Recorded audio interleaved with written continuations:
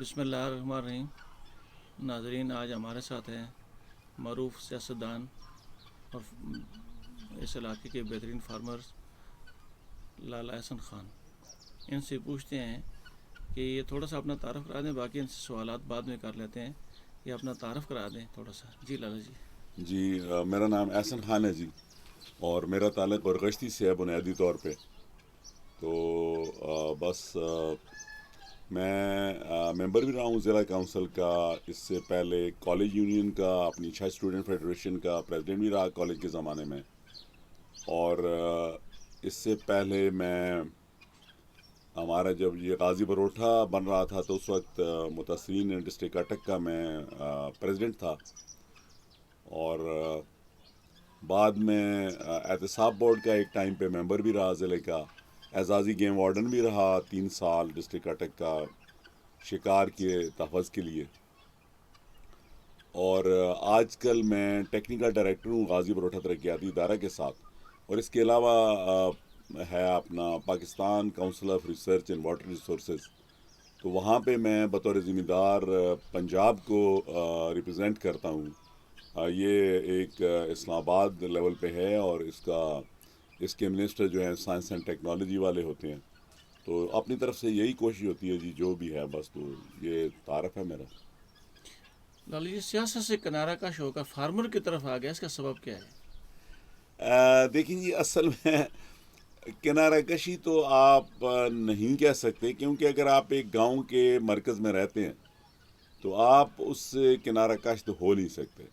آپ روزانہ آپ کا واسطہ پڑتا ہے، سارا کچھ ہوتا ہے، مگر آپ یہ کہہ سکتے ہیں کہ ڈائریکٹ نہ آنا جو ہے وہ ضرور اس میں ہے کہ بہت زیادہ درمیان میں یہ تھا جی کہ جب 1991 کے بعد میں الیکشن ہار گیا تھا 1991 میں ڈسٹرکٹ کونسل کا، اس کے بعد ایک دفعہ چانس بنا تھا کہ جب بی اے ضرورت تھی حکومت کو، تو اس وقت کچھ رابطے وغیرہ مجھ سے ہوئے تھے، آپ سمجھ لیں کہ ایک اوپر کے لیول سے، مگر اس وقت مجھے میرے بچوں نے نہیں چھوڑا تھا۔ میں نے ان سے مشورہ کیا تو انہوں نے مجھے کہا کہ آپ ہمارے ساتھ ہوتے ہیں، اور جب آپ سیاست میں چلے جاتے ہیں تو ہم سے علیحدہ ہو جاتے ہیں۔ تو ایک حد تک ان کی بات صحیح بھی تھی کہ جب میں نے سیاست چھوڑی اور پوری توجہ اس طرف نہیں دی تو میرا پوری توجہ میرے بچوں پہ رہی، تو بچوں پہ رہنے کی وجہ سے اللہ کا فضل ہے کہ وہ ایک اپنے صحیح لیول پہ پہنچ گئے، تو میرے لیے سب سے بڑا سرمایہ وہ ہے۔ ضلع اٹک کی سیاست اور بالخصوص چھچ کی سیاست کو کس تناظر میں دیکھتے ہیں؟ اصل میں جی آج کل سیاست ایک عجیب سے رنگ میں چلی گئی ہے۔ اگر آپ ڈسٹرکٹ اٹک کے لیول پہ چلے جائیں اور اس کو آپ بالکل پیچھے لے جائیں، انگریز نے 1848 میں پنجاب کو فتح کیا تھا یا پنجاب پہ قبضہ کیا تھا، تو اس کے بعد 1860 1864 میں اس نے بندوبست وغیرہ بنائے، سارا کچھ کیا، تو اس کے بعد اس نے مختلف طریقے سے کنٹرول کرنا شروع کر دیا۔ تو چھچ میں غالباً 1900 کے شروع کی بات ہے کہ خانزادہ تاج صاحب کے والد کو پہلی دفعہ وائس رائے کونسل کا ممبر بنایا گیا، تو ان کے ساتھ ہی شمس آباد کے جو ملک محمد امین تھے، موجودہ ملک امین اسلم کے پردادا بنتے ہیں، انہیں نامزد کیا گیا۔ اسی طرح اس وقت کوٹ سردار محمد نواز اور یہ لوگ تھے جو اس میں تھے، تو یہاں پہ تقریباً اس وقت بھی بڑی عجیب گروپنگ تھی۔ 1935 میں اس وقت جو یہاں پہ الیکشن ہو رہا تھا، خواہ وہ الیکشن کا طریقہ کار مختلف تھا کہ کون بندہ ووٹ کے قابل ہے، مگر اس وقت یہاں سے علاقہ چھچ سے جو منتخب ہوتے تھے مرکزی اسمبلی کے ممبر، تو ان میں سردار سکندر حیات خان تھے واہ والے، جو وزیر اعظم متحدہ پنجاب کے بھی بنے۔ تو اس وقت آپس میں یہ ملکان شمس آباد اور ان کا وہ ٹسل آیا، اور ملکان یا ایوان برادری تقریباً ڈسٹرکٹ کی ہے وہ ایک طرف ہوتی تھی، اور کھٹڑ برادری ایک طرف ہوتی تھی، تو یہ چپکلچ اس وقت سے شروع ہے، اور عام بندے کو اس کی سمجھ شاید نہ آئے، یہ یہاں پہ یہ تھا کہ چچ میں خانزادہ تاج کے خاندان کا اتحاد وہ کھٹروں کے ساتھ تھا اور ملکان کے وہ خلاف تھے، تو یہی چلتا رہا. اتفاق سے یہ 2002 کے غالباً الیکشن میں یہ چیز جو تھی یہ ختم ہو گئی، کیونکہ خانزادہ تاج شاید تعلیمی قابلیت بی اے نہ ہونے کی وجہ سے شجاع خانزادہ شہید کو آنا پڑا. تو یہ دونوں ایک طرف سے اوپر نیچے کر کے ملک امین اسلم اور انہوں نے الیکشن لڑا، تو وہاں سے ان کی ہو گئی. تو چچ میں دو ہی حصوں میں تقسیم تھا، ملک گروپ اور خانزادہ گروپ. تو میری ذاتی رائے کے مطابق ایک قسم کا ملک گروپ کا اور خانزادہ گروپ کا یہ اتحاد ان لوگوں کے لیے آسانی ثابت ہو گیا کہ جو ووٹ دے کر راضی کرنا چاہتے ہیں کہ اوپر وہ ملکوں کو سپورٹ کر دیں گے اور نیچے وہ خانزادوں کو سپورٹ کر دیں گے، تو مقصد حل ہو جائے گا دونوں کا، دونوں خوش بھی رہیں گے کیونکہ یہی گروپنگ ہے. تو باقی رہا اس بات کا سوال کہ ابھی اس کی کیا پوزیشن ہے اور کیا حالات ہیں. تو دیکھیں میجر صاحب طاہر صادق صاحب اس سیٹ سے بنے ہیں، ممبر منتخب وہ ہوئے ہیں، وہ سارا کچھ ہر ایک کو پتہ ہے کہ کیا ہوا کیسے ہوا. ملک امین اسلم نہیں کر سکے اور ملک صاحب نے سیٹ نہیں چھوڑی اور پھر چپکلش بڑھتی گئی. تو بدقسمتی یہ ہے کہ وہ جو کھٹڑ ملک ٹسل ہے وہ آج بھی ہمارے سامنے آ جاتی ہے کسی نہ کسی طریقے سے. تو علاقہ اس لحاظ سے کافی حد تک پیچھے رہ جاتا ہے. دیکھیں ملک صاحب ملک امین اسلم ایک ٹائم تھا کہ شاید میجر طاہر بہت ہی قریب تھے، صدر مشرف کے، وزیر اعظم کے، چودھری شجاعت کے، وزیر اعلیٰ کے، خود بھی بہت ہی زیادہ پاور میں تھے. ابھی ملک امین اسلم عمران خان کے بہت قریب ہیں اور میں سمجھتا ہوں کہ ایک انسان کے پاس ایک وقت ہوتا ہے کہ جس میں آپ نے علاقے کے لیے ایک ایکسٹرا آرڈینری ٹائپ کے پروجیکٹس لینے ہوتے ہیں وزیر اعظم سے یا اوپر کے لیول پہ. اب دیکھیں اگر کچھ لوگ فرض کریں، میں تو بڑی کھل کے بات کروں گا کہ اگر پہلی حکومت نے کچھ گیس کے پروجیکٹ یا دوسرے منظور کیے ہوئے تھے تو آپ ان کو شامل کر لیں گے تو میرے خیال میں وہ کریڈٹ آپ کا نہیں بنتا. ٹھیک ہے، اچھی بات ہے، آپ ان کو پرسو کریں اور لوگوں کو سہولت ملے، مگر آپ کوئی نئی چیز لے کے آئیں اس علاقے کے لیے، جو کچھ اس علاقے کو ضرورت ہے. اور اللہ کرے کہ یہ ٹسل ختم ہو جائے اور یہ دونوں لیڈران اس لیول پہ پہنچ جائیں کہ جس میں علاقے کی بہتری اور ضلع کی بہتری ہو، تو یہ میرے خیال میں ان کے لیے بھی اچھا ہوگا. اور نہیں تو دیکھیں یہاں پہ پاکستان میں تو کوئی پتہ نہیں چلتا، آپ کو نہیں پتہ ہوتا کہ آج آپ ہیں کل نہیں ہوں گے. اگر نہیں ہوں گے تو پھر کیا ہوگا؟ پھر تو جو لوگ ڈر کے مارے نہیں بول رہے وہ بھی اس وقت بولنا شروع کر دیں گے. تو بہتر ہے کہ آپ کچھ کر جائیں مل کے. وزیر اعظم عمران خان کے دورہ غازی بروٹا کے موقع پر ذمہ داروں کے صحیح مسائل اجاگر نہیں ہو سکے، اس بارے میں کیا کہنا چاہیں گے؟ دیکھیں جی، اصل میں آپ اس سے بدقسمتی کہہ سکتے ہیں، کیونکہ دیکھیں جو بندہ عمران خان کے ساتھ کام کر رہا ہے، میں اب اگر ایک بڑی بات کروں تو شاید لوگ اسے مناسب نہیں سمجھیں گے. دیکھیں ہم نے شکار اکٹھا کیے ہوئے ہے، اس کے علاوہ میرے کچھ قریبی دوست تھے، ان کے ساتھ عمران خان اکٹھا یہ راتیں گزارتے تھے، اکٹھا بیٹھا کرتے تھے انگلینڈ میں. تو اگر بندہ چاہے تو ملاقات میں وہ ساری چیزیں آپ کر کے علاقے کا فائدہ اس میں اٹھایا جا سکتا ہے. اگر یہ اس کے مطابق صحیح پروگرام بنا لیتے تو بہتر طریقے سے انتظامیہ بھی اس میں شامل ہوتی، ملک امین صاحب بھی شامل ہوتے، اور جو بھی بندے ہیں وہ سارے سب کو آن بورڈ کیا جاتا اور بیٹھ کے کوئی وزیر اعظم کا ایک دورہ تھا اور ایک مخصوص تقریباً ایک مذاق بن گیا ہے، وہ جو جگہ بنائی گئی تھی تقریباً ہر ایک بندہ اس کے اوپر مذاق کر رہا ہے، وہ نہ ہوتا.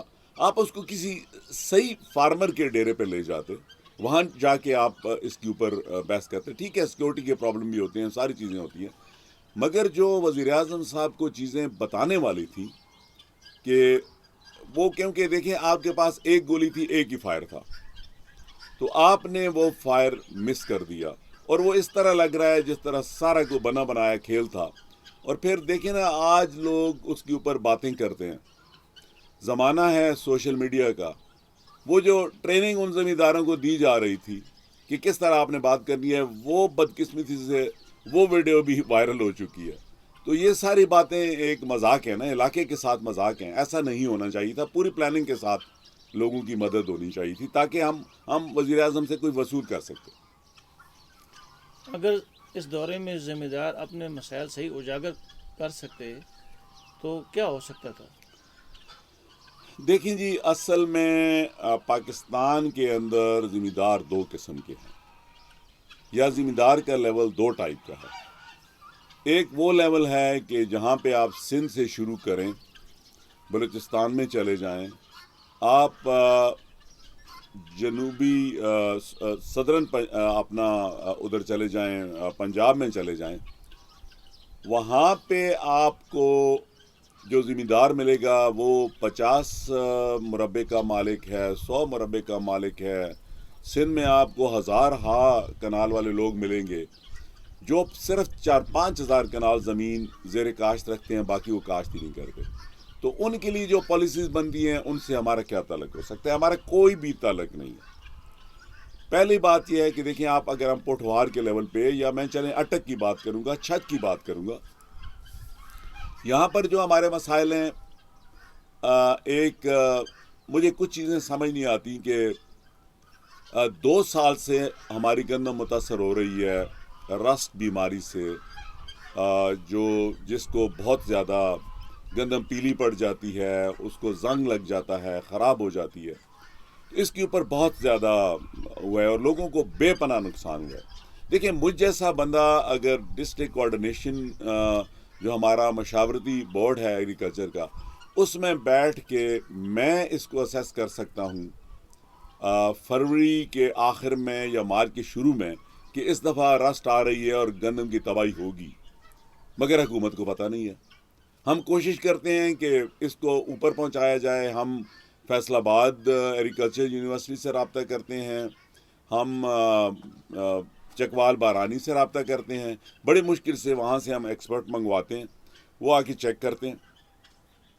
اور بدقسمتی یہ ہے کہ جو 2 سال پہلے بیج ذمہ دار کو وہی سائنسدان تھا جو ہمارے ساتھ تھا، اس نے یہاں پہ کوٹکہ میں ایک فصل دیکھی تو میں نے کہا اس سے بھی رسٹ لگی ہوئی ہے، تو اس نے جب نام پوچھا تو اس نے کہا جی یہ تو میں نے بنایا تھا 2 سال پہلے۔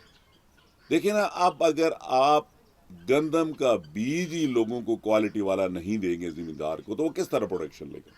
الزام آپ لگا دیتے ہیں کہ بارشیں زیادہ ہو گئی، فلاں چیز ہوگی۔ میں نے اس کو بڑا، شبیر صاحب بہت ہی زیادہ اس کو اسٹڈی کیا ہے، آپ بالکل گوگل کا زمانہ ہے، آپ بھی دیکھ سکتے ہیں۔ جو میں نے اسٹڈی کیا ہے اس میں یہ ہے کہ دنیا کی بہترین یونیورسٹیز کی رپورٹ ہے کہ رسٹ کی بیماری کا علاج سپرے نہیں ہے، آپ وقتی طور پہ اس کو ٹال سکتے ہیں، مگر اس کی بیماری کا علاج ہے آپ کے پاس بہترین بیج کا ہونا، نئے بیج کا ہونا، کیونکہ آپ نئے بیج سے 80% بہترین چیزیں لے سکتے ہیں، اس کے اوپر 10-12% بیماری کا اثر رہ سکتا ہے۔ اب ہماری بدقسمتی یہ ہے کہ انڈیا جس کے پاس زرعی پنجاب ہے جو ہم سے چھوٹا ہے اور وہ پورے انڈیا کو غلہ سپلائی کرتا ہے، وہاں کا ذمہ دار ہم سے ڈبل پیداوار لے رہا ہے۔ وہاں کی ایگریکلچر ریسرچ یونیورسٹیز جو ہیں وہ تقریباً 18 سے 20 جو بیج ہیں نئے وہ متعارف کرا رہی ہیں۔ ہم کیا کر رہے ہیں جی؟ ہم تو کچھ بھی نہیں کر رہے۔ ہم تو ابھی تک دیکھیں نا، کہتے ہیں کہ 3 سال سے زیادہ آپ کاشت نہ کریں کسی بیج کو، ہم ابھی تک فیصل آباد 2008 بھی کاشت کر رہے ہیں، ہم ابھی تک اس سے پہلے والے بھی کاشت کریں، کیونکہ ہمارے پاس کوئی چوائس نہیں ہے۔ پہلی چیز تو یہ ہے کہ آپ بیج کی کوالٹی کو بہتر کریں۔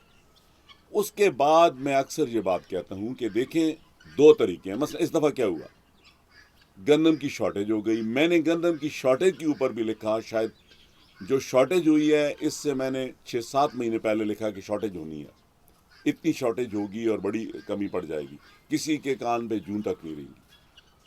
اب ہم اگر باہر روس سے 3,000 روپیہ من گندم منگوا سکتے ہیں، یا کسی ملک سے بھی ہم منگوا سکتے ہیں، تو اپنا جو ہمارا کسان ہے اس کے لیے ہم نے 1,400 روپے من رکھا ہوا ہے، جبکہ ہم نے کھاد کی اور بیج کھاد اور ساری ان پٹس کی قیمتیں اس سے ڈبل ٹربل کر دی۔ تو دیکھیں نا جی، آپ نے 70% آپ کا انحصار ایگریکلچر پہ ہے، آپ کا ذمہ دار ہے، اس نے سارا کچھ آپ پورے پاکستان کے لیے کرنا ہے، بلکہ اس سے پہلے آپ ریاستوں تک یہ اپنی گندم بیچتے تھے۔ تو ہمیں یہ کرنا پڑے گا، اس میں ہمیں آنا پڑے گا تاکہ اس کو مدد دی جائے۔ دوسری بات میں اکثر کیا کرتا ہوں کہ دیکھیں، انگلینڈ ترقی یافتہ ملک ہے،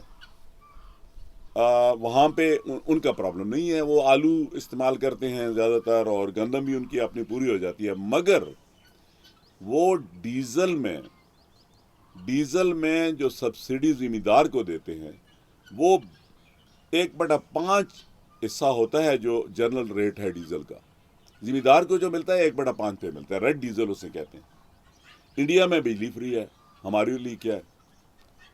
پھر آگے مجھے یاد ہے کہ غالباً فیبروری 2013 کی بات ہے یا اس کے بعد کی بات ہے، ملک امین صاحب نے اپنی پالیسی دینی تھی اس کے اوپر، عمران خان کی پارٹی کے لیے، غالباً سرینا میں تھا یا کدھر تھا، مجھے ابھی یاد نہیں پڑ رہا۔ تو وہاں پہ سب لوگ مختلف چیزیں پیش کر رہے تھے، تو ملک صاحب نے جب پالیسی دی تو میں نے ہاتھ کھڑا کیا، میں نے کہا جی اس میں 2 چیزیں شامل نہیں ہیں۔ ایک سب سے پہلی چیز ہے کہ آپ ذمہ دار کو سولر کیوں نہیں دے رہے، دوسری بات یہ ہے کہ آپ نے پرندوں کے تحفظ کے لیے اس میں کوئی ذکر نہیں کیا۔ تو مجھے یاد ہے کہ جہانگیر ترین جیسے ذمہ دار نے سب سے زیادہ تالیاں بجائی تھیں، اور مجھے کہا تھا کہ شاید اس سے بہتر کوئی بھی اور چیز نہیں ہو سکتی۔ دیکھیں جی، اگر موجودہ گورنمنٹ، اس سے پہلے والی جو گورنمنٹ تھی، میں اس کی یہ نہیں کرتا کہ غلطیاں بہت زیادہ تھیں، مگر اس وقت تھا کہ آپ اگر ڈرپ لگانا چاہتے ہیں، آپ کے پاس ڈرپ لگی ہے اور اس میں ڈرپ میں آپ نے سولر لگانا ہے، تو آپ کو سولر ملے گا 80 روپیز آپ کو گورنمنٹ دے گی اور 20 روپیز آپ دیں گے۔ بدقسمتی یہ ہے کہ ہمارے سمجھدار لوگ اس بات کو نہیں سمجھتے، پالیسی میکرز، وہ کہتے ہیں جی کہ آپ اسپرنکلر کے لیے نہیں لے سکتے سولر۔ اب مجھے سمجھ نہیں آتی کیوں نہیں لے سکتے جی، اس طرح یہ ہوگا کہ آپ زمین سے زیادہ پانی کھینچیں گے اور زیر زمین پانی کا لیول نیچے چلا جائے گا۔ سوری۔ اب سوال یہ ہے کہ کیا جس ذمہ دار نے زمین کو پانی لگانا ہے، اس نے ٹیوب ویل بور کرنا ہے، وہ آپ کے کہنے پہ رک جائے گا؟ رکے گا تو نہیں، وہ بجلی استعمال کرے گا، وہ ڈیزل استعمال کرے گا۔ اگر آپ بجلی استعمال کرے گا تو آپ کے نیشنل گریڈ پہ لوڈ پڑے گا، اگر وہ ڈیزل استعمال کرے گا تو آپ کے امپورٹ بل پہ فرق پڑے گا۔ اگر وہ سولر استعمال کرے گا، اس سے یہ فائدہ ہو جائے گا کہ آپ کی بجلی بچ جائے گی، آپ کا ڈیزل کا بل بھی بچ جائے گا، اور زمیندار کے اوپر جو بجلی کے بل کا یا ڈیزل کا لوڈ ہے وہ بھی بچ جائے گا۔ اب میں آتا ہوں عملی طور پہ کہ کیا ہو رہا ہے۔ اب یہ ہے کہ سولر کے اوپر انہوں نے سبسڈی کر دی ہے 50%۔ میں آپ کو کس طرح بتاؤں کہ جو گورنمنٹ کی طرف سے آپ کو سولر دیا جا رہا ہے، 10 kV کا وہ لوڈ ہے، وہ گورنمنٹ آپ کو دے رہی ہے 11 لاکھ روپے میں یا 12 لاکھ روپے میں لگا کے۔ اگر آپ پرائیویٹ کمپنی سے مطلب ہے کہ 50% مینز کہ آپ نے آدھی رقم دینی ہے، 5.5 یا 6 لاکھ روپے آپ نے دینا ہے۔ اب اگر آپ اس میں پرائیویٹ کمپنی سے کانٹیکٹ کریں، وہ آپ کو اس سے بہتر پینل والا سولر آپ کو 6 لاکھ میں لگا کے دے رہے ہیں۔ اب سبسڈی کس لیے ہے وہ مجھے سمجھ نہیں آتی کہ اس کا مقصد کیا ہے۔ تو ہمیں ایک تو یہ چیز کرنی ہوگی۔ ہر صورت میں زمیندار کو سولر دیا جانا چاہیے. اگر آپ نے تیل کمپنیوں کے عذاب سے نکلنا ہے, اگر آپ نے اپنی بجلی کی جنریشن کی کمی کو پورا کرنا ہے, تو ایک تو یہ ہوگا. اگر آپ زمیندار کو بجلی فری کر دیں گے, سولر ہو جائے گا, تو اس کی لاگت کم ہو جائے گی. سب سے بڑا ایک وہ ہوگا اس میں فائدہ. دوسری بات یہ ہے کہ تھینک یو جی, مہربانی.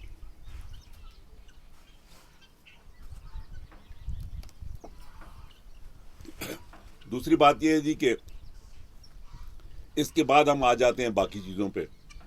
مثلا پوٹوار کا زمیندار ہے, اس کو تو ٹیوب ویل کی مشینیں بھی چاہیے تاکہ وہ ٹیوب ویل مزید ڈگ آؤٹ کر سکے.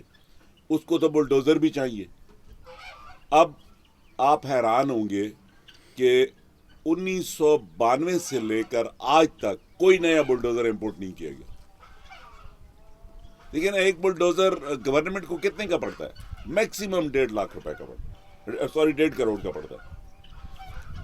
میں کہتا ہوں ٹھیک ہے, ہمارے جو اہم لیڈرز ہیں یا جو ہمارے ایم این ایز ہیں یا دوسرے لوگ ہیں, ان کو ٹھیک ہے, ان کی زندگی کو بچانے کے لیے آپ کو بلٹ پروف گاڑیاں ضرورت ہے, مگر وہ بلٹ پروف گاڑیاں آپ کو 3-4 کروڑ کی ملتی ہے. تو آپ زمیندار کو بلڈوزر نہیں دے سکتے.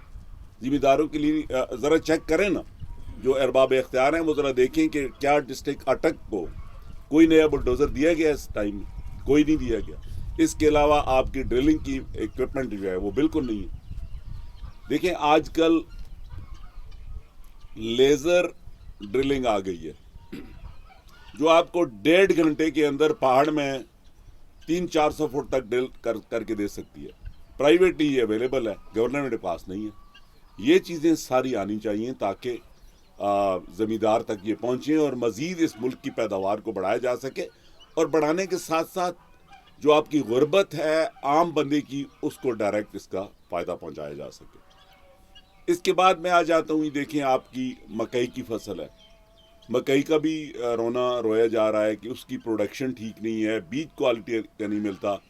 میں درمیان میں ایک بات کروں گا کہ رسٹ آئی ہے, تو رسٹ کی وجہ سے پھر اور کوئی حال نہیں ہے جی, آپ اسپرے کریں. آپ کس کی مدد کر رہے ہیں؟ ملٹی نیشنل کی مدد کر رہے ہیں. ان سے دوائی آپ خرید کے پھر آپ کریں گے, اور زہر آلود بھی کریں گے آپ اس کو. تو مقصد ہے نا کہ یہ بیٹھ کے سب چیزیں, میں تو سمجھتا ہوں کہ جب بھی پالیسی بنے, اس میں جو عملی زمیندار ہے, بے شک جو ایک کھرپا پکڑ کے اپنے کھیت میں کام کرتا ہے, اس کو بھی ساتھ بٹھا کے آپ پالیسی بنائیں. اب چھت کی سبزیات ہیں, ان سب چیزوں کے لیے پرابلم آ جاتا ہے بیج کا. بیج آپ خریدتے ہیں, اب بیچارہ کسان مہنگا بیج ہے وہ بیچارہ ادھار پہ خریدتا ہے. اب سپلائر بہت کم چانسز ہیں کہ وہ صحیح بیج آپ کو ملے گا. جب رزلٹ خراب آئے گا وہ کہے گا جی بس آپ نے فلاں کمی چھوڑی تھی جس کی وجہ سے پیداوار آپ کی ٹھیک نہیں ہوئی ہے. تو بیج کی کوالٹی, کھاد کی کوالٹی, جو سپرے ہم کرتے ہیں, ان دوائیوں کی کوالٹی, یہ ساری چیزیں ہمیں دیکھنی پڑیں گی. اس کے بعد آ جاتے ہیں جی کہ چھچ اس وقت بہترین طریقے سے تربیلا روڈ ہو گیا. باقی علاقے جدھر پانی کا لیول نیچے ہے, یہ سارے کے سارے سٹرس کے لیے, مالٹے کے لیے بہت بہترین طور پہ یہ ثابت ہوئے ہیں کوالٹی وائز. تو ابھی تک تو مالٹے کا اور ان کی ٹھیک ہے, بہت اچھا کام جا رہا ہے, مگر جب بڑھیں گے تو ڈیفینیٹلی اس کی پرابلم آ جائیں گے. اب کنی تو ایکسپورٹ ہو رہا ہے, وہاں پہ بہت بڑا سلسلہ ہے, سارا کچھ ہے, مگر یہاں پہ بھی ہمیں پہلے ہی اس کے لیے سوچنا پڑے گا. انگور لوگوں نے لگائے, انگور میں یہی پرابلم آ گیا کہ انگور تو آ جاتا ہے ہمارے پاس, ہم لوگوں سے اگر کوئی انگور ایوریج جو ہم لگاتے ہیں اپنی, ہم سے 30-40 روپے, میکسیمم 50-60 روپے تک کلو جاتا ہے. اب وہ انگور آپ خریدیں تو 200-250 روپے 300 روپے تک بک رہا ہے. تو اس کے لیے کوئی ایسا طریقہ کار جو ہم نے تجویز بھی دی ہے کہ ٹھیک ہے, جو باغات والے ہیں ان کو اسلام آباد میں آپ کدھر چوک میں مناسب جگہ پہ کچھ پوائنٹ دے دیں, جہاں پہ جا کے یہ اپنی پروڈکٹ کوئی سزوکیاں لے جائیں, ادھر جا کے کھڑی کر دیں, اور باقاعدہ اس کا پورا ایک اشتہار وغیرہ, اور جو اسلام آباد میں رہنے والے لوگ ہیں وہ خریدنا شروع کر دیں. تو وہ آپ کو قیمت پوری ملے گی. ہم ان کو 50 روپے کلو اگر انگور دیں گے تو ڈیفینیٹلی ہماری بکری بھی زیادہ ہوگی. اس کے علاوہ اس کو پروسیسنگ کے تحت کر کے اس کو جوس کے شکل میں بدلنا, اس کے لیے مشینری ہمیں امپورٹ کرنی پڑے گی. جو ہماری مشینری ہے, امپلیمنٹس ہیں زراعت کے, دیکھیں نا ایک مذاق بعض وقت حکومت کی طرف سے بھی ہو جاتا ہے کہ ایک خوشخبری سنائی گئی جی کہ 75,000 روپے ٹریکٹر پہ جو سیلز ٹیکس ہے یہ معاف کر دیا گیا. خیر, میرا ایک دوست میرے پاس آیا تو اس نے کہا جی میں نے ٹریکٹر بک کرانا ہے, کتنے ہوں گے؟ تو کچھ تعلق ہے ہمارا جو ہیڈ ہے کوئی ملت کا اس کے ساتھ. تو اس سے فون کیا, میں نے کہا جی ٹریکٹر بک کرانا ہے تو کیا طریقہ کار ہوگا, کتنے پیسے ہوں گے؟ تو اس نے کہا جی وہ تو آپ کو جو قیمت تھی 75,000 کم ہونے سے پہلے والی, اس سے 1,00,000 روپے زیادہ ملے گا. تو میں نے کہا جی 75,000 روپے. اس نے کہا جی اعلان تھا, عمل اس پہ کوئی نہیں ہوا. 7 مہینے گزر گئے ہیں, جس نے آرڈر جاری کیا ہے اسے پتہ بھی نہیں ہے. تو اب وہ ٹریکٹر 1,00,000 روپے اور مہنگا ہو گیا. تو آپ پھر باقی امپلیمنٹس ہیں آپ کے, کٹائی کی مشینیں ہیں. مثال کے طور پہ دیکھیں نا, اب سب سے بڑا پرابلم یہ آ جاتا ہے کہ اگر گندم کی فصل آپ کی اچھی بھی ہو جاتی ہے تو اس کی کٹائی کا لیبر کا پرابلم آ جاتا ہے. اب اس کے لیے کٹائی کی مشینیں چاہیے آپ کو.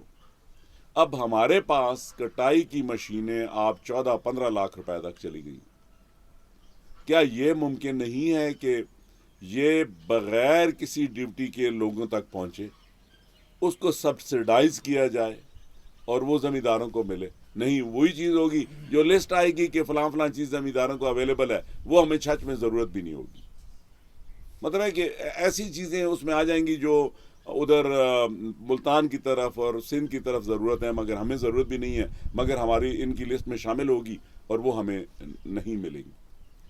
تو یہ ساری پالیسیز ہیں. جب تک آپ نے بات کی نا کہ زمینداروں کی شرکت, دیکھیں جی زمیندار بیچارہ صبح اٹھتا ہے نا, شام تک وہ کام کرتا ہے.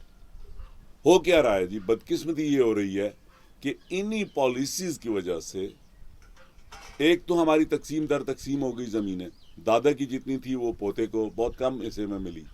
اب لوگوں نے وہ چھوڑ دیا. جو لوگ ہم ادھر پہلے ہوتے تھے کہ ہماری 20 کنال چاہیے, اس نے 2 بھینسیں رکھ لی, باقی سارا کو کر لیا. تمباکو کی آمدن ہو گئی, مکئی کی آمدن ہو گئی, اور وہ بڑے مزے سے پورا خاندان گزر بسر کر رہا ہے. اب آ کے وہ جان چھڑا رہے, اور خرید کون رہے ہیں لوگ؟ باہر والے آ گئے, انویسٹر آ گیا ہے, وہ زمینیں خرید رہا ہے. پھر ہمارے بدقسمتی ہے کہ ہمارے اس علاقے میں بہت زیادہ چیزیں, ٹھیک ہے آرمی کو ضرورت ہوں گی, ان کا اپنا ٹریننگ کے نقطہ نظر سے, کسی نقطہ نظر سے, مگر بچ کیا رہا ہے؟ ہر طرف آپ دیکھیں, کوئی موٹر وے میں چلی گئی, کوئی غازی پروٹھا میں چلی گئی, کوئی کدھر چلی گئی, تو پیچھے زمین بچ نہیں رہی ہے. تو جب تک ہم تھوڑی زمین سے زیادہ پیداوار لینے کے لیے گورنمنٹ کچھ ہمیں ان پٹ نہیں دے گی, کوئی ہماری مدد نہیں کرے گی, تو زمیندار بیچارہ ختم ہو جائے گا. اور میرے خیال میں ایسی حالات رہے تو شاید اس دفعہ تو 3,000 روپیہ من آپ کو روس سے مل گئی ہے, شاید اگلے سال یہ بھی نہ نصیب. تو ابھی آپ دیکھیں نا, ابھی آپ اس وقت ریٹ چیک کریں گندم کا, میں نے کل چیک کیا, 2,800 روپیہ من ہے گندم کا ریٹ. کتنے دیکھیں نا, جو دیہاتی ہے, جو گاؤں میں رہتا ہے, اسے تو جو گندم کا دانہ پسوا کر جو آٹے کا ذائقہ آتا ہے, اسے تو وہ مل والے آٹے میں آتا ہی نہیں ہے. تو بیچارہ کس طرح 2,800 روپے خریدے گا؟ اگر آپ نے پیسہ دینا ہے تو رشیا کے بجائے آپ, یا کسی اور ملک کے بجائے, آپ اس زمیندار کو 2,000 ریٹ رکھ دیں, 2,000 دے دیں, اگلے سال آپ کی گندم خود بخود پوری ہو جائے گی, لوگ کاشت کریں گے. تو بس یہ ہے, زمینداروں کے مسائل ہیں اس میں. آپ کی بس زرعی ملک ہونے کے ناطے حکومت کس طرح کسانوں کو سہارا دے سکتی ہے؟ دیکھیں جی, اصل چیز وہی آ جاتی ہے نا کہ پہلی بات یہ ہے کہ آپ کھاد میں آپ سبسڈی دیں گے. 2-3 طریقے ہیں جی اس کے. پہلی بات یہ ہے کہ آپ نے ریٹ اگر آپ مناسب کر دیں. دیکھیں نا, جس رفتار سے آپ کے یوریا کا ریٹ بڑھا ہے, ڈی اے پی کا ریٹ بڑھا ہے, باقی کھادوں کا ریٹ بڑھا ہے, اسی حساب سے آپ گندم کا ریٹ بڑھا دیں, ٹھیک ہے, یا جتنی باقی چیزیں ہیں. تو لوگ اس کے مطابق کاشت کرتے رہیں گے. پہلی بات تو یہ ہے کہ آپ اس میں کر دیں. اگر آپ سولر سسٹم عام کر دیں, سستا کر دیں. دیکھیں بہت عجیب لگ رہا ہوتا ہے. میرے ادھر فارم پہ کم از کم ہمارا ایوریج جو بل ہے میرے خیال میں تقریباً اعظم خان بھائی کا اور ہمارا ملا کر سال کا کم از کم 4 لاکھ کے قریب ہوگا, سال کا جو بجلی کا بل ہے. اب فرض کریں ہمیں سولر بڑا لگا کے دے دیا جائے اور ہم یہ 4,000 روپیہ جو 4 لاکھ روپیہ سال کا جو دے رہے ہیں, یہ ہم قسطوں میں مہینے کے حساب سے گورنمنٹ کو یا اس بینک کو دے دیں جو حکومت کی ذمہ داری کے تحت, حکومت کی گارنٹی کے تحت ہمیں قرض دے گا, تو 2-3 سالوں بعد ہم بجلی سے ہماری جان چھوٹ جائے گی اور ہم سولر کو استعمال کرنا شروع کر دیں گے. تو ہمارا آئندہ ان پٹ صرف سولر کی وجہ سے ہماری پیداواری لاگت کم ہو جائے گی. اور دوسری طرف شبیر صاحب دیکھیں, یہ چیز پتہ نہیں کیوں کوئی نہیں سوچ رہا, دوسری طرف یہ ہے کہ جتنی بجلی زمیندار استعمال کر رہا ہے پورے پاکستان کے لیول پہ, اگر اس میں سے 50% بھی ہم کر دیتے ہیں نا سولر پہ, تو آپ کے قومی گریڈ کو وہ بجلی بچ جائے گی. آپ کو ڈیم بنانے کی اور چیزوں کی ضرورت ہی نہیں ہے. آپ تھرمل کے ذریعے جو بناتے ہیں اور نعرے بھی لگاتے ہیں کہ بڑی زیادتی ہو گئی تھی اور یہ ہو گیا تھا, تو آپ کیوں نہیں چھوڑتے اس کو, ختم کریں اس کو. مگر شاید میری جو ذاتی رائے ہے اس میں یہی ہے کہ شاید تیل کمپنیوں کا اتنا برا دباؤ ہے ہمارے اوپر کہ ہم شاید اپنی مرضی سے یہ کر نہیں سکتے. آپ کی نظر میں چھچ کے بنیادی مسائل کیا ہیں, بالخصوص سیلابی اور گندے پانی کی نکاسی اور صاف پانی کی فراہمی کس طرح اور کیسے ممکن ہے؟ دیکھیں شبیر صاحب, سیلابی پانی کے اوپر اگر میں بات کروں نا تو بڑا ایک المیہ آپ سمجھ سکتے ہیں کہ 1928-25 سے لے کر 30 کے درمیان انگریز کی گورنمنٹ میں چھچ ڈرین سسٹم مکمل ہوا ہے. چھچ چیل کا جو ہے ایک بالکل یہ چیل ہوتی تھی, جبا ہوتا تھا, واٹر لاکڈ ایریا تھا.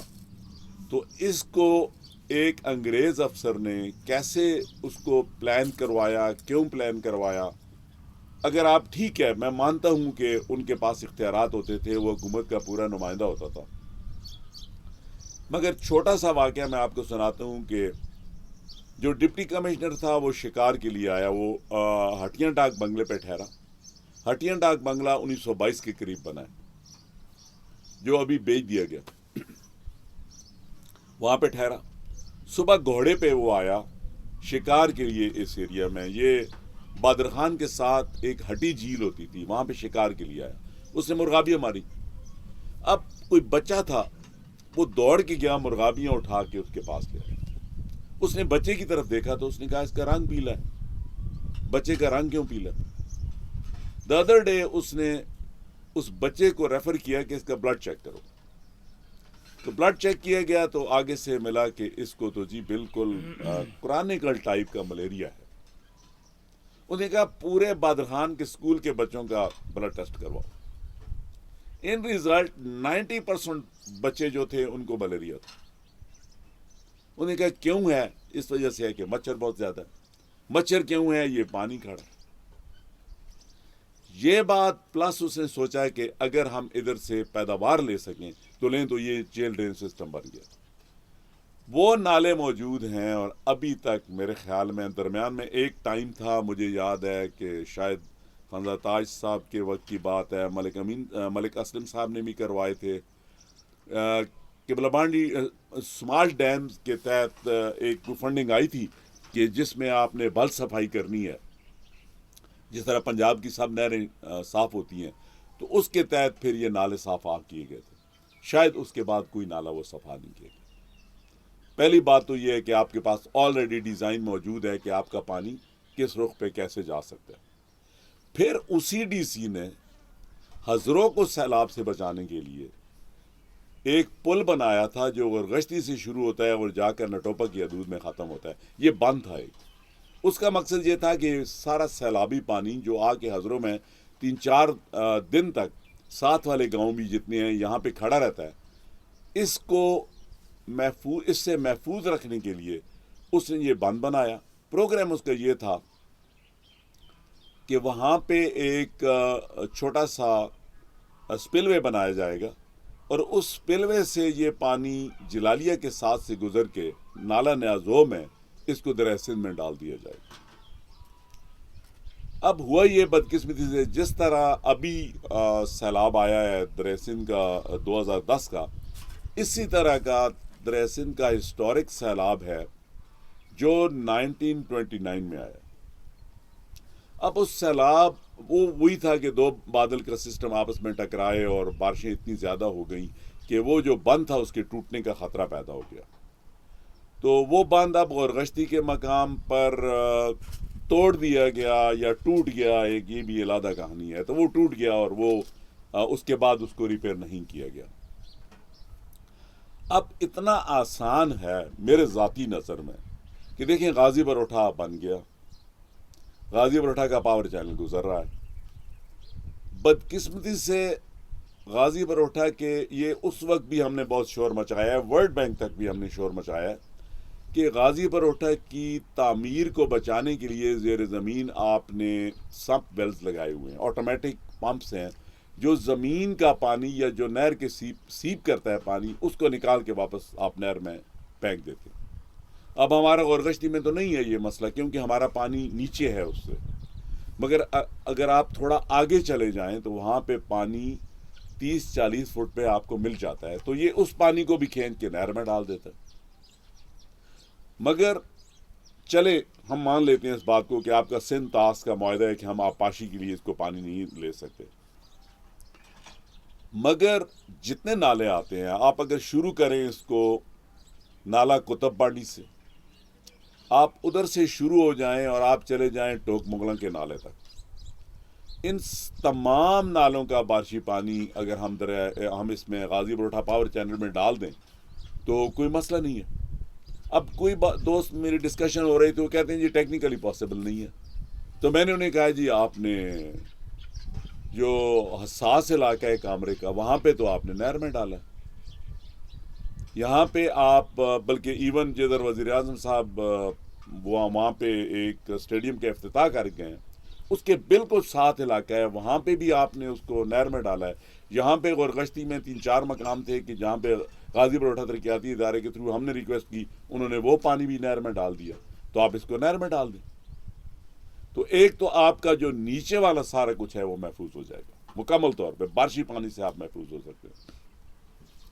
اس کے بعد جتنے گاؤں ہیں نا جی، آپ اگر ان کو لے لیں، مثال کے طور پہ جلالیہ ہے، وہ بھی دریا کے قریب ہے اور اس کو نالا یہ نیازو نالا جو ہے یہ کر رہا ہے، اور غشتی کا بھی اس لیول پہ پرابلم نہیں ہے، پرابلم موجود ہے مگر ہو ضرور سکتا ہے اور ہونا بھی چاہیے، وہ پانی بھی ادھر ہی ڈالا جا سکتا ہے جدھر اب کچھ پرسنٹ پانی شجاع خان زادہ کا ایک پروجیکٹ تھا جس کے تحت ڈال دیا گیا نالا نیازو میں، جلالیہ کا وہاں پہ پورا ڈالا جا سکتا ہے۔ اس کے بعد آگے ہمارے گاؤں آ جاتے ہیں جی، جتنے گاؤں ہیں، جلالیہ اور مومن پور تو قریب ہوئے، وہاں سے نالا نکال کے آپ اس میں ڈال دیں۔ اس کے بعد آپ کے آ جائیں گے جی، یاسین آئے گا، اصغر آئے گا، سلیم خان آئے گا، آپ آگے تک چلے جائیں گے، ان تمام کا پانی آپ بڑی آسانی سے جو ہمارے جن کو ہم مویشیوں والا راستہ کہتے ہیں ان کے کنارے سے آپ ادھر تک لے جا سکتے ہیں۔ اب یہاں پر اکثر اس بات کو آگے کیا جاتا ہے یا اہمیت دی جاتی ہے یا ایک اپنا منصوبہ سمجھ کے اس کو اٹھایا جاتا ہے، وہ یہ ہے کہ جناب یہ ہم ریکویسٹ کریں گے موٹر وے سے کہ ان کے ساتھ جو نالے بننے تھے وہ بنائیں اور ان کے ذریعے جو ہے یہ پانی دریا سندھ تک لے جایا جائے۔ دیکھیں جی، وہ تو ان کا بنا بنایا پروجیکٹ موجود ہے، وہ آپ کے لیے تو نہیں ہے، وہ تو ہے کہ موٹر وے کو کس طریقے سے سیف رکھا جا سکتا ہے۔ اگر اس کو تبدیل کرنا ہے، اس میں ہی ڈالنا ہے، بڑی اچھی بات ہے، ہمیں تو پانی اس میں کرنا ہے کہ کس طرف پانی آسانی سے جا سکتا ہے، تو پھر آپ کو ایک غضب کی پلاننگ کرنی پڑے گی۔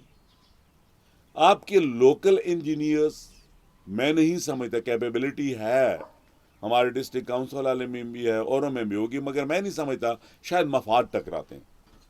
اس کے لیے ہمیں کوئی اچھی ٹیمیں آپ نسٹ سے بلا لیں، جو ینگ انجینئرز ہیں، آخری کلاسز میں ہیں، غلام اسحاق خان سے میں منگوا کے ان کو دے سکتا ہوں، وہ ٹیمیں آ جائیں، وہ آئیں، وہ رہیں، اور وہ ڈیزائن آپ کو بنا کے دے دیں کہ آپ نے کس طریقے سے یہ پانی آگے کرنا ہے۔ تو this will be a mega project.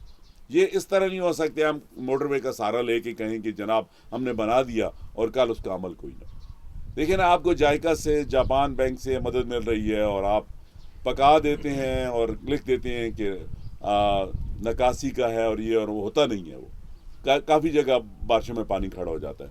پہلی بات تو یہ، اس کا بڑا ہو سکتا ہے آپ خگوانی میں جائیں، اس علاقے میں آپ جائیں، مونسون کے دنوں میں، ساون کے دنوں میں تو بری حالت ہوتی ہے، بیچارے لوگ بڑے پریشان ہوتے ہیں، مگر پتہ نہیں کیوں اس کو ایک جذبے کے ساتھ لڑ کے ہمارے نمائندے اوپر کیوں نہیں لے کے جاتے۔ اس کے بعد آپ کا سوال ہے کہ صاف پینے کا پانی، شست کا پانی بڑا بہترین پانی تھا، اور آج بھی ہے، میں کہتا ہوں، مگر چونکہ ہمارا لونگ سٹائل بدل گیا، تھوڑا بہتر ہو گیا، تو یہ ہمارا جو گٹر سسٹم اور یہ آ گیا، تو اس کے بڑی اچھی بات ہے کہ ملک صاحب فلٹریشن پلانٹ اور یہ وہ لگا رہے۔ دیکھیں جی، یا تو آپ یہ کریں نا کہ فلٹریشن پلانٹ لگانا ہے نا، تو آپ ہر مسجد میں لگا دیں۔ ہر گاؤں میں ہمارے جو پانی کا سسٹم ہے وہ مینج کر رہی ہے مسجد کمیٹی، اور وہ آپ کا بمشکل 100 روپیہ مہینہ ہے، اس سے بھی کم ہے کئی گاؤں میں، آپ کے گھر میں آپ کو سپلائی مل رہی ہے۔ تو اگر آپ نے وہ صاف پانی دینا ہے کہ جو دودھ پیتا بچہ بھی پی سکتا ہے، تو پھر تو آپ کو ہر مسجد میں یہ نظام لگانا پڑے گا۔ اس کے علاوہ دوسرا طریقہ یہ ہے کہ ٹھیک ہے، آپ پھر اگر آپ نے سپلائی دینی ہے تو آپ کو نیچے 250 فٹ تک ڈرل کرنا پڑے گا، اور کوئی اتنی بات وہ بھی نہیں ہے، آلریڈی سارا نظام موجود ہے، مسجدوں کی سپلائی موجود ہے، آپ اس کے ساتھ کنیکٹ کر سکتے ہیں، مگر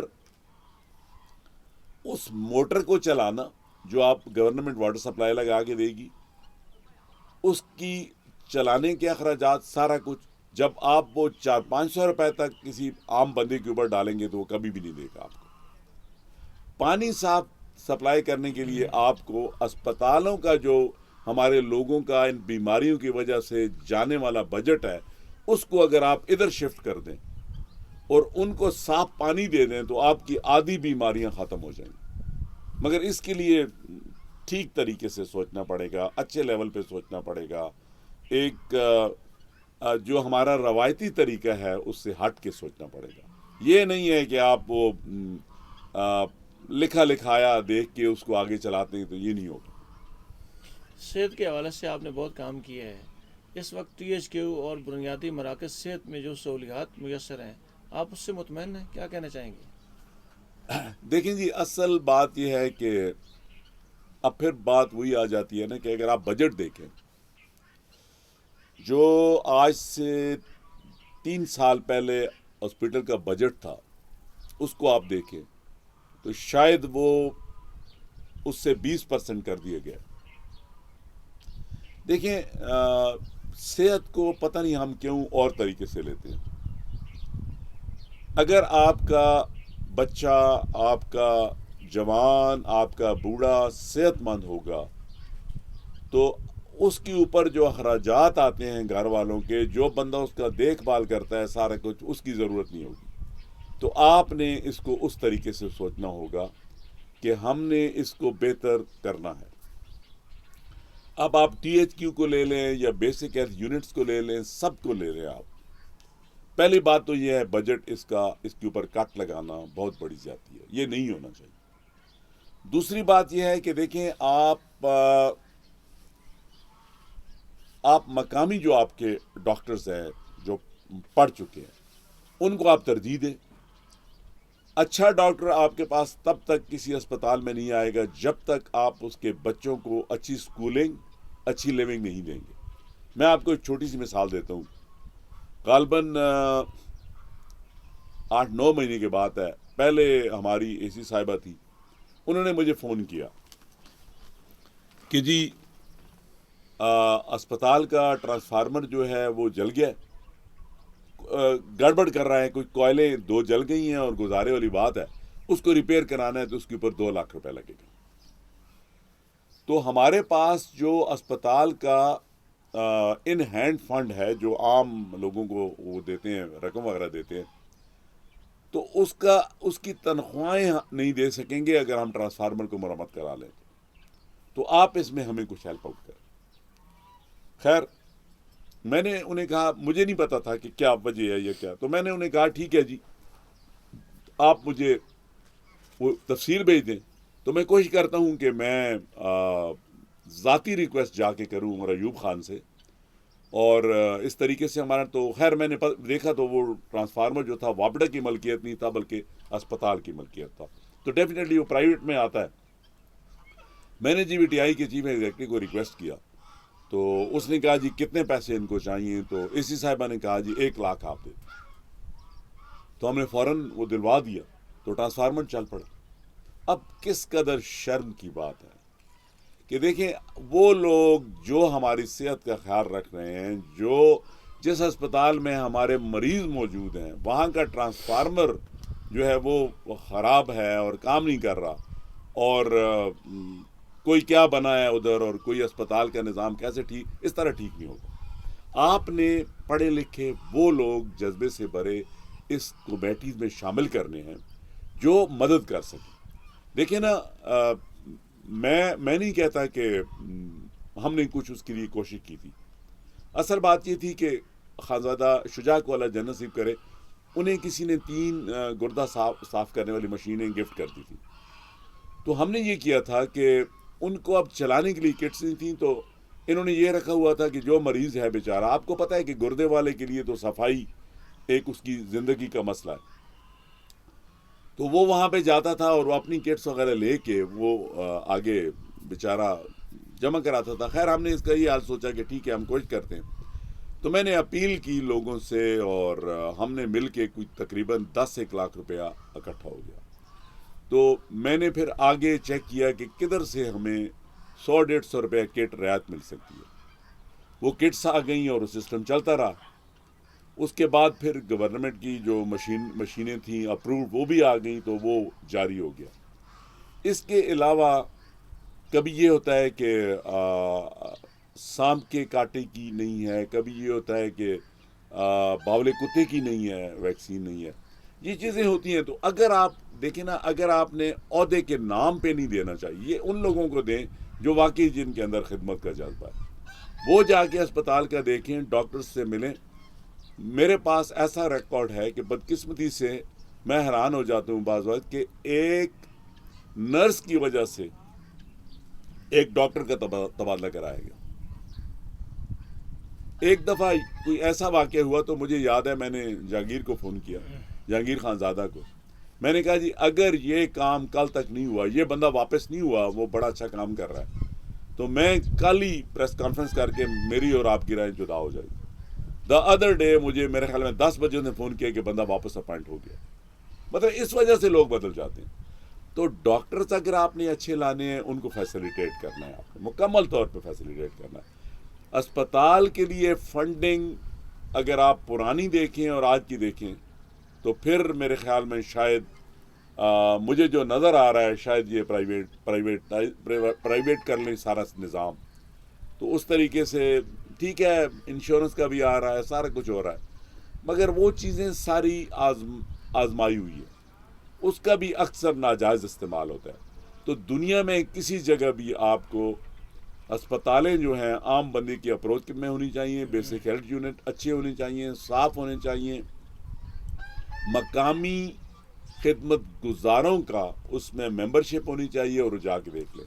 یہی پوزیشن ہماری ایجوکیشن کی ہے کہ اگر میں ساتھ ہی اس کو جوڑتا ہوں کہ تعلیم کا بھی ہمارا یہ ہے نا کہ دیکھیں ہماری اسکولنگ آپ دیکھ لیں کہ ٹھیک ہے ساری چیزیں ہیں، ابھی خدا کا شکر ہے کہ پچھلے کچھ سالوں سے اور موجودہ حکومت بھی اس کو آگے بڑھا رہی ہے کہ میرٹ پہ آپ رکھیں، ٹیچرز میرٹ پہ آ جائیں، مگر ٹیچر اچھا بندہ ہو، ٹریننگ ہو اس کی، اور اس کے ساتھ گاؤں کے پڑھے لکھے لوگ شامل ہونے چاہیے.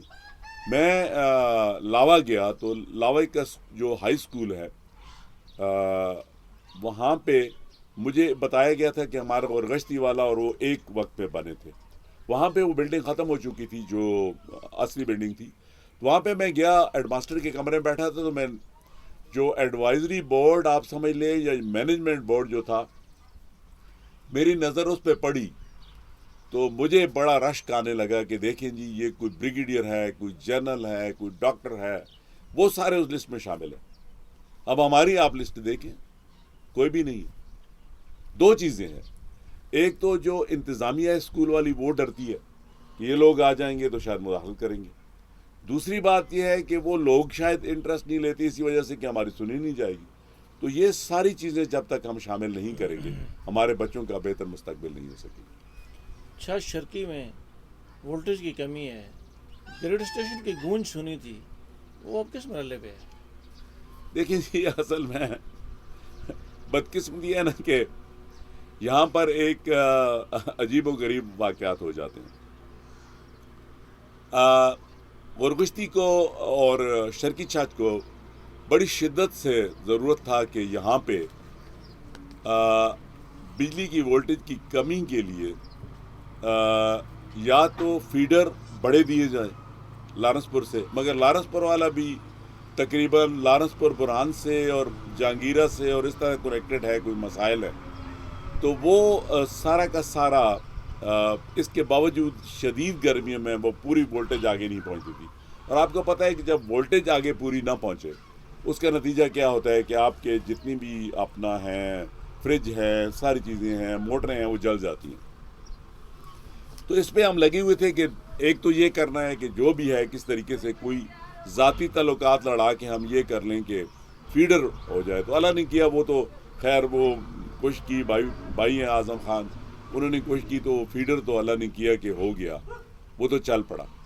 اس کے علاوہ اسی وقت ہم کوشش کر رہے تھے کہ گریڈ اسٹیشن کا کچھ ہو جائے, کیونکہ اس طرف گوندل میں بھی ایک بن گیا تھا اور ہمارے ادھر قریب ترین جو تھا یہ لارنس پور تھا. تو ہمارا گریڈ اسٹیشن منظور ہو گیا اور اس میں خدا بھلا کرے ایک ہمارے دوست تھے, ان کے بیٹے تھے, کافی اس پہ گریڈ سسٹم آپریشن میں تھے, تو ان کو ریکویسٹ کیا تو انہوں نے یہ ڈال دیا.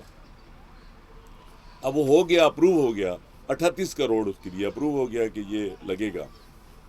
تو انہوں نے مجھ سے رابطہ کیا کہ اس کے لیے آپ جگہ دے دیں. تو میں نے کہا جی نہیں, میں اس چیز میں نہیں پڑتا کیونکہ یہ ایک عجیب سا سلسلہ آ جائے. پھر حالات بدل گئے تو ابھی کچھ لوگ پڑے اس میں اور فیصلہ ہوا تو ایک بندہ پڑا, پھر آگے اس نے دوسرے سے کہہ دیا. تو ہوا یہ کہ وہ ریٹ جو زمین کا مانگا گیا اور جو منظور کروانا چاہتے تھے, تو وابڈا نے کہا کہ یہ تو اس قدر زیادہ ہے کہ یہ تو ہمارا جو اصل بجٹ ہے وہ بھی شاید اس میں چوتھا حصہ اس میں لگ جائے گا, تیسرا حصہ اس میں لگ جائے گا. تو ابھی اس کے لیے وہ جگہ تلاش کر رہے ہیں. تو ابھی نٹوپا میں انہوں نے کوشش کی ہے, یہ چالی غازی بابا کے قریب. اب وہ بھی بدقسمتی ہے کہ چونکہ یہاں پہ قیمت بہت ہی بڑھ گئی ہے زمینوں, تو اگر وہ پہلے والا جھٹکا نہ لگتا اور وہ امن سے ہو جاتا تو شاید آج اس گریڈ اسٹیشن کا کام لگ چکا ہوتا. تو خدا کرے کہ ابھی بھی جو وہ کر رہے ہیں, لوگوں کو جدھر لگانا ہے لوگوں کو جائیداد کی پوری پیمنٹ کر دیں اور یہ گریڈ اسٹیشن مل جائے چھچ کو, شرکی چھچ کو, تو کم از کم آئندہ 50-60 سالوں کے لیے ہمارا بجلی کا مسئلہ, وولٹیج کی کمی کا مسئلہ حل ہو جائے. آپ غازی بروٹ متاثرین کے صدر اور GBTI کے ٹیکنیکل ڈائریکٹر بھی ہیں.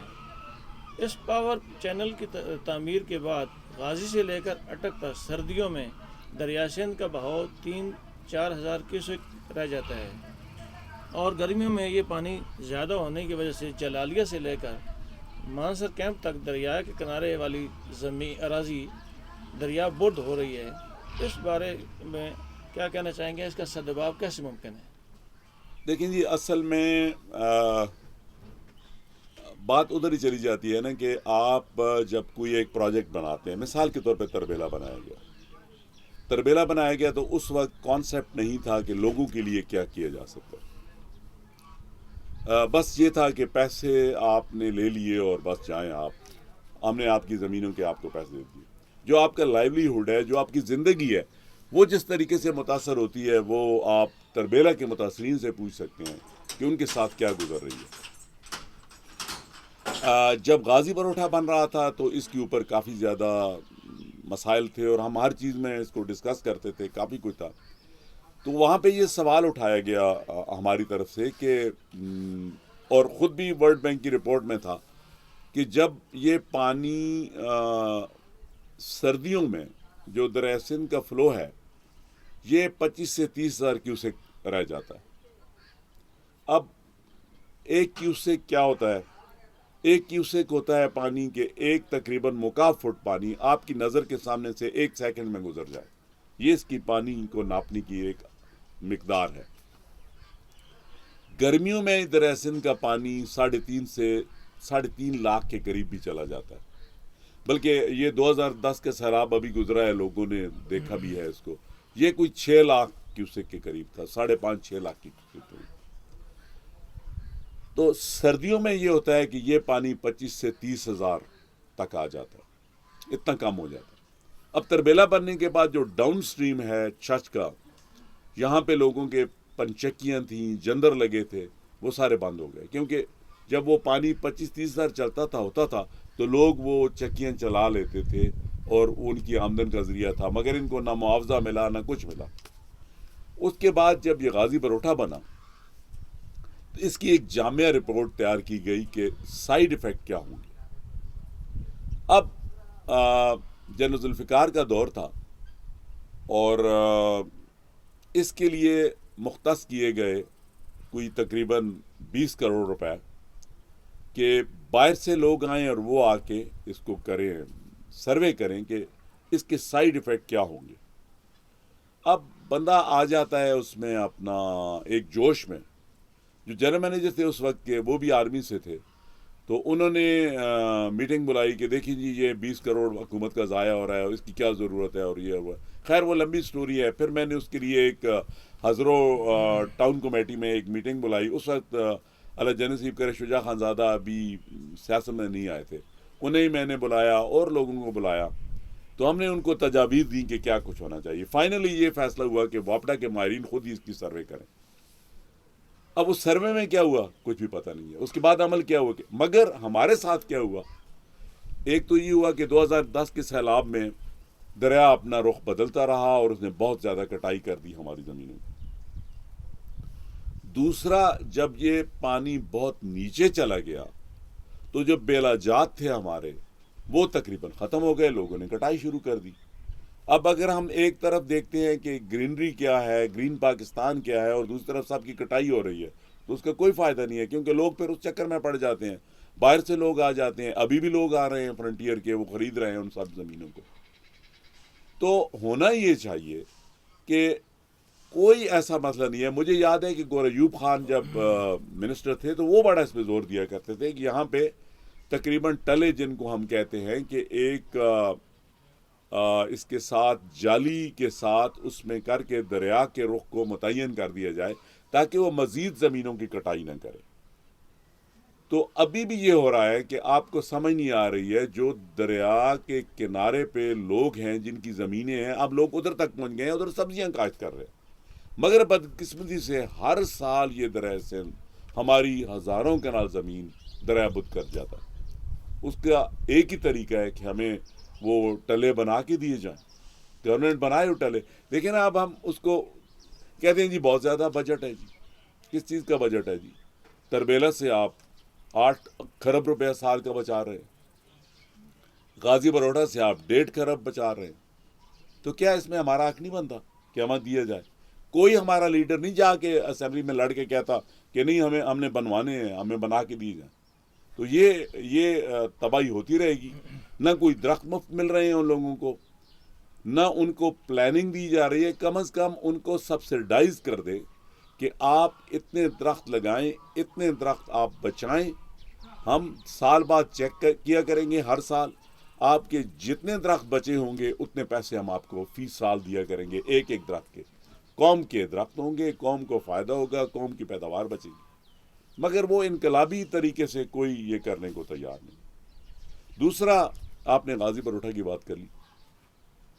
دیکھیں جی، غازی پروٹھا کے دونوں کناروں کے سوائل بینک کے باہر، پہلی بات تو یہ ہے کہ سوائل بینک جو مٹی نکالی گئی تھی اور اس کو لیول کر دیا گیا تھا غازی پروٹھا پاور چینل کے کنارے، یہ فرنٹیئر میں سارے لوگوں کو واپس کر دی گئی ہے، زمینداروں کو واپس کر دی گئی، متاثرین کو واپس کر دی گئی. اب پنجاب میں خدا بہتر جانتا ہے کہ کیا وجہ ہے، کبھی کوئی کہتا ہے محکمہ مال کی طرف سے رکاوٹ ہے، کبھی کس کے، یہ زمین واپس نہیں ہو رہی.